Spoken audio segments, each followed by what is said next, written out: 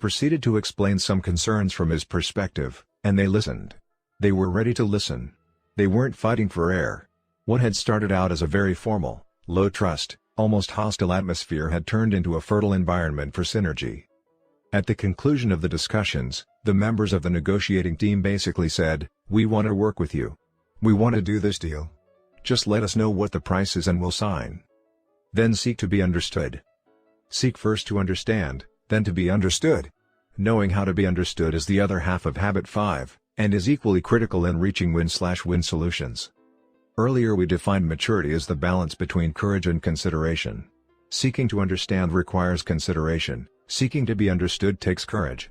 Win/win requires a high degree of both. So it becomes important in interdependent situations for us to be understood. The early Greeks had a magnificent philosophy which is embodied in three sequentially arranged words: ethos, pathos, and logos. I suggest these three words contain the essence of seeking first to understand and making effective presentations. Ethos is your personal credibility, the faith people have in your integrity and competency.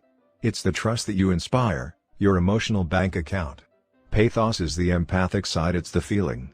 It means that you are in alignment with the emotional thrust of another person's communication. Logos is the logic, the reasoning part of the presentation. Notice the sequence: ethos, pathos, logos, your character, and your relationships, and then the logic of your presentation. This represents another major paradigm shift. Most people, in making presentations, go straight to the logos, the left brain logic, of their ideas. They try to convince other people of the validity of that logic without first taking ethos and pathos into consideration. I had an acquaintance who was very frustrated because his boss was locked into what he felt was an unproductive leadership style. "Why doesn't he do anything?" he asked me. "I've talked to him about it, he's aware of it, but he does nothing." "Well, why don't you make an effective presentation?" I asked. "I did," was the reply. "How do you define effective? Who do they send back to school when the salesman doesn't sell the buyer? Effective means it works, it means P/PC. Did you create the change you wanted? Did you build the relationship in the process? What were the results of your presentation?" "I told you, he didn't do anything. He wouldn't listen." Then make an effective presentation. You've got to empathize with his head. You've got to get into his frame of mind. You've got to make your point simply and visually and describe the alternative he is in favor of better than he can himself. That will take some homework. Are you willing to do that? "Why do I have to go through all that?" he asked. In other words, you want him to change his whole leadership style and you're not willing to change your method of presentation? "I guess so," he replied. "Well, then," I said, "just smile about it and learn to live with it." "I can't live with it," he said. "It compromises my integrity." "Okay, then get to work on an effective presentation. That's in your circle of influence." In the end, he wouldn't do it. The investment seemed too great. Another acquaintance, a university professor, was willing to pay the price. He approached me one day and said, "Stephen, I can't get to first base in getting the funding I need for my research because my research is really not in the mainstream of this department's interests." After discussing his situation at some length, I suggested that he develop an effective presentation using ethos, pathos, and logos. "I know you're sincere and the research you want to do would bring great benefits. Describe the alternative they are in favor of better than they can themselves. Show that you understand them in depth. Then carefully explain the logic behind your request." "Well, I'll try," he said. "Do you want to practice with me?" I asked. He was willing, and so we dress rehearsed his approach. When he went in to make his presentation, he started by saying, "Now let me see if I first understand what your objectives are, and what your concerns are about this presentation and my recommendation." He took the time to do it slowly, gradually. In the middle of his presentation, demonstrating his depth of understanding and respect for their point of view, a senior professor turned to another professor, nodded, turned back to him, and said, "You've got your money." When you can present your own ideas clearly, specifically, visually, and most important, contextually in the context of a deep understanding of their paradigms and concerns, you significantly increase the credibility of your ideas. You're not wrapped up in your own thing, delivering grandiose rhetoric from a soapbox.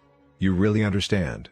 What you're presenting may even be different from what you had originally thought because in your effort to understand, you learned. Habit 5 lifts you to greater accuracy, greater integrity, in your presentations. And people know that. They know you're presenting the ideas that you genuinely believe, taking all known facts and perceptions into consideration, that will benefit everyone. One-on-one. Habit 5 is powerful because it is right in the middle of your circle of influence. Many factors in interdependent situations are in your circle of concern: problems, disagreements, circumstances, other people's behavior. And if you focus your energies out there, you deplete them with little positive results. But you can always seek first to understand. That's something that's within your control.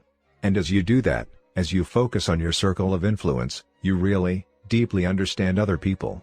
You have accurate information to work with, you get to the heart of matters quickly, you build emotional bank accounts, and you give people the psychological air they need so you can work together effectively. It's the inside-out approach. And as you do it, watch what happens to your circle of influence. Because you really listen, you become influenceable. And being influenceable is the key to influencing others. Your circle begins to expand. You increase your ability to influence many of the things in your circle of concern. And watch what happens to you. The more deeply you understand other people, the more you will appreciate them, the more reverent you will feel about them. To touch the soul of another human being is to walk on holy ground. Habit 5 is something you can practice right now. The next time you communicate with anyone, you can put aside your own autobiography and genuinely seek to understand. Even when people don't want to open up about their problems, you can be empathic. You can sense their hearts, you can sense the hurt, and you can respond. "You seem down today." They may say nothing. That's all right. You've shown understanding and respect. Don't push, be patient, be respectful. People don't have to open up verbally before you can empathize. You can empathize all the time with their behavior. You can be discerning, sensitive, and aware, and you can live outside your autobiography when that is needed. And if you're highly proactive, you can create opportunities to do preventive work. You don't have to wait until your son or daughter has a problem with school or you have your next business negotiation to seek first to understand. Spend time with your children now, one-on-one. Listen to them, understand them. Look at your home, at school life, at the challenges and the problems they're facing, through their eyes. Build the emotional bank account. Give them air. Go out with your spouse on a regular basis. Have dinner or do something together you both enjoy. Listen to each other, seek to understand. See life through each other's eyes. My daily time with Sandra is something I wouldn't trade for anything. As well as seeking to understand each other, we often take time to actually practice empathic listening skills to help us in communicating with our children. We often share our different perceptions of the situation, and we role-play more effective approaches to difficult interpersonal family problems. I may act as if I am a son or daughter requesting a special privilege even though I haven't fulfilled a basic family responsibility, and Sandra plays herself. We interact back and forth and try to visualize the situation in a very real way so that we can train ourselves to be consistent in modeling and teaching correct principles to our children. Some of our most helpful role plays come from redoing a past difficult or stressful scene in which one of us blew it. The time you invest to deeply understand the people you love brings tremendous dividends in open communication. Many of the problems that plague families and marriages simply don't have time to fester and develop. The communication becomes so open that potential problems can be nipped in the bud. And there are great reserves of trust in the emotional bank account to handle the problems that do arise. In business, you can set up one-on-one time with your employees. Listen to them, understand them.